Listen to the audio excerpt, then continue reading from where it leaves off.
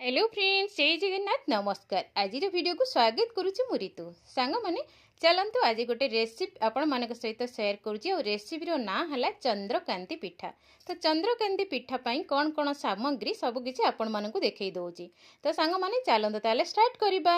तो सर्वप्रथमे मुझे मुग कंचा मुग को भल भाव रगड़ी देची आउ धोईकी माने चोपा पूरा छड़े दीची। देखंतु केते सुंदर पूरा परिष्कार हो जाइए।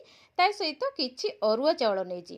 तो सांग माने मुग जदि टिके अधिक नेबे माने 2 कप नेबे चाउल 1 कप नेबे।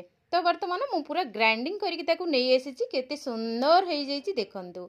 तो सांग माने चलतु आउ कौन सामग्री दरकार मुझे भी आपण मानकू देखई दउछि। एठी किछि गुजराती आ गोलमरीच भी नहीं। ता सहित गैस रे मु पानी भी बसई सारी। तो पानी पूरा फुटिलानी से आम गुजराती आ गोलमरीच जो गुंडा करके रखी सेटा पकईदबा। ता सहित चीनी भी मिक्स करनबा। सांग माने एबे तो पूरा गरम पानी रेडी हो गला। ता सहित आम जंतनी भी रेडी करदबा। तो जंतनी को आम किसी गोटे प्लेट रे ताको समान भाव में पकई नबा जेमिति कि हमर पनीर भलिया देखा जिबा दरकार। पनीर भलिया हो गला परे आम ताको पीस पीस करके काटिदेबा। माने किछि ठंडा हैला परे आम काटिबा।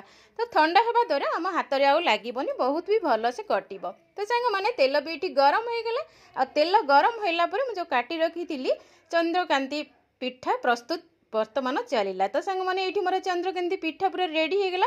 आ खाइबा को पूरा टेस्टी मो धन मते एठी खुआ देलानी। बहुत गरम थिला सेति बे मु खाउ नथिली। तो आज रो रेसिपीटी जदि आपण मानको भलो लागि थाए निहाती भाबरे कमेंट बॉक्स रे कमेंट करिवे। आपण मानकर भल पाइबे थिले मु पुणी आउ किछि न्यू वीडियो न्यू रेसिपी आपण मानको पई नै आसीबी।